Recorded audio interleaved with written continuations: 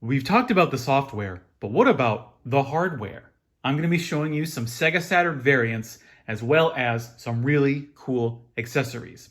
I'm your man out of Japan, Jay Contra, and this video is sponsored by my patrons over at patreon.com/jcontra. We're going to be starting off with the very first release of the Sega Saturn. I've got a couple of other different console variations here, but I wanted to start off with the first that I have complete in box. This is the SHT 0004. Sega Saturn represents a leap into the new age of entertainment. Its launch is a new step for Sega 2. Let's go forward together. So what do we get in here? Where did I get this? I got this on a hard off somewhere, I'm pretty sure. It was probably like 30 bucks. Sometimes in Tokyo, you'll find complete in box Sega Saturns for about 60, but if you head out to the boonies, you'll find them for about anywhere from 30 to 40 bucks. Oh, is this the OG? Yeah, the power supply on these things is internal, so you don't get that nice box on the outside. Here we get the original, I guess you would call this gray, a sort of bluish gray control pad with the manual here, and we also have the system itself. Let's open it up, and here we have, this is the OG Japanese Sega Saturn. It came in this bluish green tint.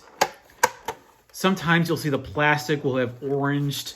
It'll be a very almost sickly color when it's aged, if it's, kept out of the box, and especially when it's bleached by the sun. Check the back here.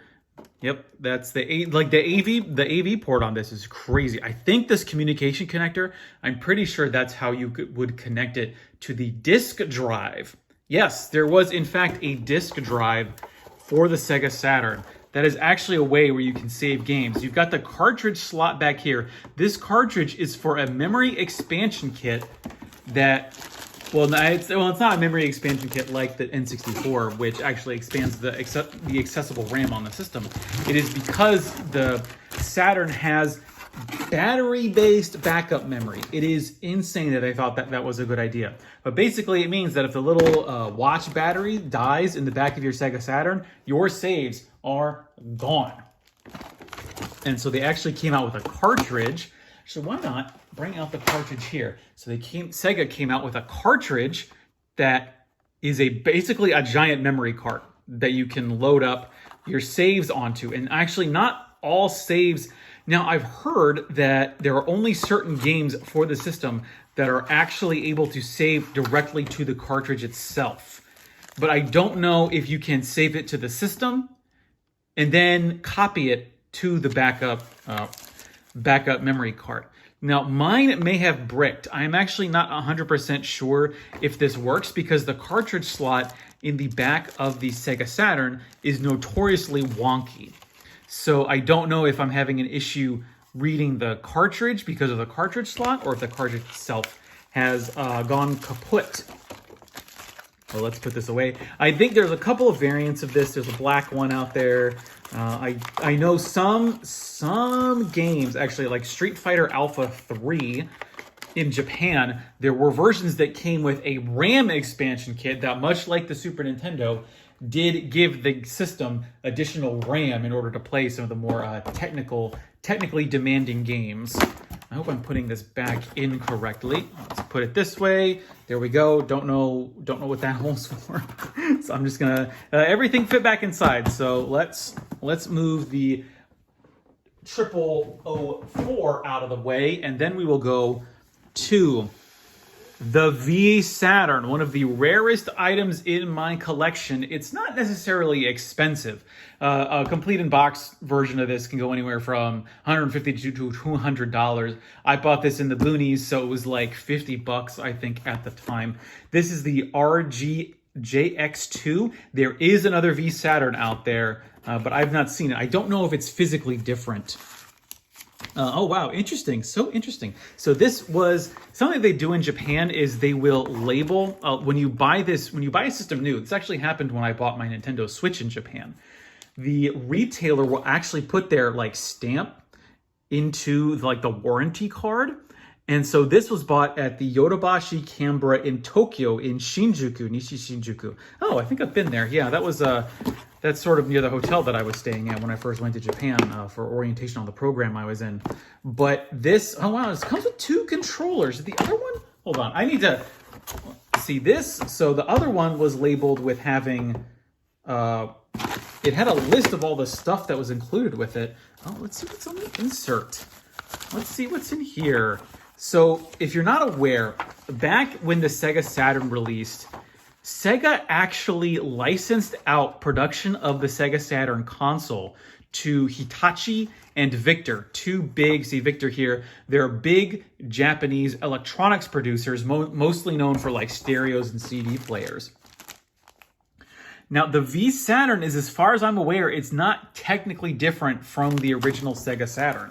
I believe the High Saturn, which is a very rare and expensive variant of the Saturn, that can like play like video CDs natively, whereas with, I think, this Saturn and the regular Saturn, those require some special kind of card.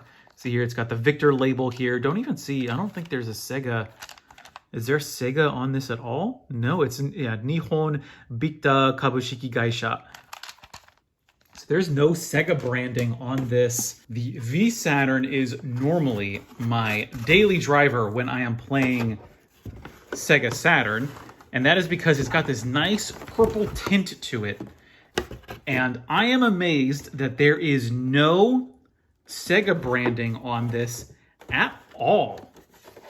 I don't think there is. Nothing down here that says Sega on it.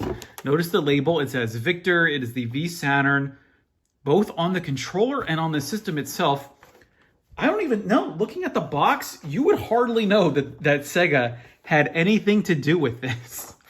Love that purple Saturn logo, BTW. This is just a beautiful console. This is why when I play Sega Saturn games, I try to play it on the V Saturn when I have access to it. So let's put that away. Otherwise, it is functionally identical to the Saturn in every way. And it's a Model 2 Saturn. Because if you see, let me get the other one here. But see, if you look here, the Model 1 Saturn, the buttons are slightly different. They're much more oval. The buttons here are circular. So this is very much a Model 2 Saturn, just in Victor colors. Now, why Sega would have licensed out production of the Saturn? Well, for one, Sega was never really, it didn't really like design its own chips or anything, unlike say Sony would.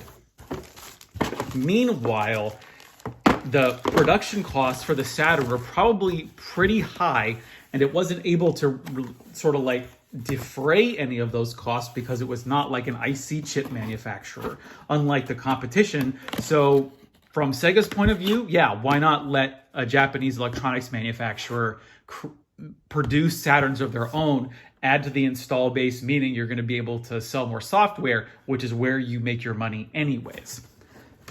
Let's go to some accessories. I've got one more console to show you, but before we get there, I want to show you, this is the OG Sega Saturn arcade stick. Picked this up for like $1 at a hard off. And it's in fair shape. I do think I want to replace some of the stick and some of the buttons. Let me see, I want to make sure I'm not gonna break anything on the box here. There we go, open that up. See if we can pull this guy out. Yes, so this is the cheaper Sega Saturn stick. This stick's actually, it's not bad. It's a bit stiff, I will say. It's not like that movable as the stick we'll get to in a moment here, but it's got these great buttons. Love the color scheme, really fits both in terms of the box and sort of packaging as well as the actual stick itself. With the Model 1 Sega Saturn, it's got the nice oval start button there, but it's a good stick, don't get me wrong. But it is not the stick that I normally use, and I will reveal that to you in a minute. And I was actually thinking of the other day about how the Sega Saturn is truly the ultimate like 90s arcade machine, because that's really like what it was just the best at. There we go, back in there. I am editing some of this out because this cannot be good YouTube of just hearing me ramble over trying to put in the original arcade stick back into its box. The arcade stick that I normally use when I'm playing Sega Saturn arcade games is the Virtuous Stick, based on the Sega arcade series, the Astro City. You've got these beautiful button colors here, this nice lime green, sky blue, a really cool pink. The stick is a little loose. I don't know if that's something I can tighten myself or if I'm gonna have to completely replace the stick. I hope I don't, but it's not like it's you can kind of see right there that's not actually activating anything, but it's kind of wobbly. But it's still a great stick. I bought this at Hard Off, and I bought this for, I think, $15. I've seen it in the box for about $50, but I'm glad to have it loose because this is what I play most of my Saturn games with. Let's move that to the side. Next up, what I want to show you are, and this is continue, I will always say on this channel that the best thing that came out of the 1990s, the best trend that is with electronics, is the skeleton sort of see-through plastic. And we've got these beautiful purple enclosures, and then you can see the controller motherboard right there in all of its green glory. Great button colors, and this was just $1. I was just at a Hard Off somewhere, and I found two completely functioning and in great condition, not really any scratches on this at all. These were $1 in the junk at a Hard Off. This is years ago, and I just had to get them, and I'm glad that I did. And so that's when I'm playing, like, you know, Panzer Dragoon or something, where you wouldn't normally use an arcade stick, I'm using those controllers. Here we have my Action Replay Plus, the 4 megabyte version. This is what I use for Pseudo Saturn, which is a way of playing, let's say, games that fall off the back of a digital truck, where you have to like flash this cart. Normally it is functionally the same as a power memory cartridge, just it's a memory backup device, but there are ways on the internet where you can actually overwrite the data on this cartridge and install a whole new operating system for your Sega Saturn. And that's how you can, say, get past region locks and other certain ways that would perhaps prevent you from playing backups of your own games. But I would never recommend that you do that. Here we go. This is the last thing I wanted to show you. It is my white Model 2 Sega Saturn. There was, like, I think the two Sega Saturns that exist, or so the Model 1 and the Model 2, are functionally the same, but stylistically different. This, very obviously, instead of the sort of the dark gray of the Model 1, you have this white. I haven't really seen these go yellow, and you'd figure by now, if they had that sort of chemical reaction with, or oxidization with the air, that these things would have started turning yellow, much like the Super Nintendo or Super Famicom. But so far, it's done me real good. It's a little bit scratched up, but this has played a lot of games. I've had a lot of fun with this system. This is sort of my traveling Sega Saturn, if anyone could ever have a traveling Sega Saturn. Works like a dream, haven't had any issues, and the laser works just fine so far. But that's my Sega Saturn collection, all of the hardware and peripherals and accessories. Tell me what you think. I know there's a couple more variants out there. I mentioned it before, but there is the High Saturn. That could be like $300, $400 if you find it in the box, and I think it's even more expensive today, as Sega Saturn stuff has sort of climbed in price, but it's not the most expensive system out there, but it is a little bit difficult to collect for.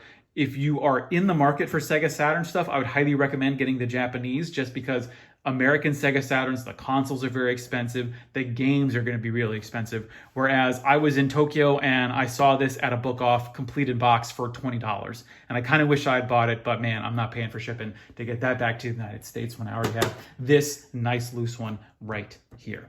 I have been your man out of Japan, Jay Contra. Thanks for watching, and mahalo.